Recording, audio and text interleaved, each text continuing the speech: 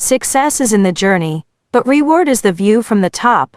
Larry Stevens. In the wide world of a wild ocean, a cunning current cherishes the openness of it all. A burning star in the bright sky invites the water of the current to evaporate and join a wider world up there. Melodious air runs in between and offers the vapor a ride on its wings. Intoxicated by the heat, fumes of water join the wind and blow away to the skies. Sky, who is the rider of destiny, parks that gasified drop of water among millions of others like it, called clouds. Clouds then travel to destinations unknown. Only the wind knows the way. Somewhere thirsty earth longs for the substance of those clouds, and air blows to facilitate it.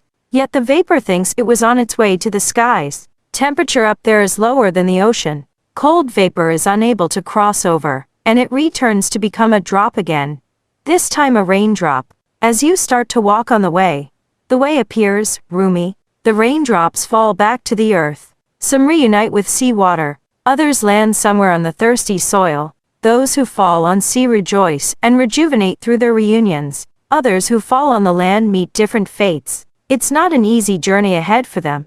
Everything they touch desperately needs them for their own survival. These drops are a lifeline for so many. A drop of water is so valuable on the land that it is amazed by its vital role. Its significance multiplies and the value of its existence soars. A drop of water is a seed of life on land. The soil sings for the arrival of clouds, and seeds in the grounds worship for the rains. All flora and fauna celebrate rains, and so do the skies. Rain may be a flute of the angels, and the rainbow proves that heaven exists. Flower or thorn, rain knows no discrimination. It falls on all. Not all drops enjoy becoming a current of an ocean again. Some become creeks and others run as rivers. A few float in tubs and some current in creeks. Some begin to stink in gutters and some sit in marshes. Many irrigate crops and some nourish aquatic plants. Not all who come to Earth led the same life. On this planet everyone meets their own fate. And what is fate but one's placement here on the globe? They call it existence. I call it destiny. They call it life. I call it time. I wonder what existence on Earth is other than the state of mind. Drop or leaf, breeze or ray of sun, breath of life or fragrance of a flower. Everything on this planet is just a brief journey. Lucky are those who find a peaceful path.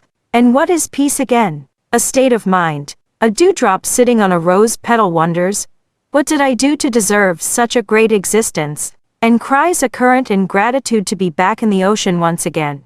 And you? When will you begin that long journey into yourself? Rumi.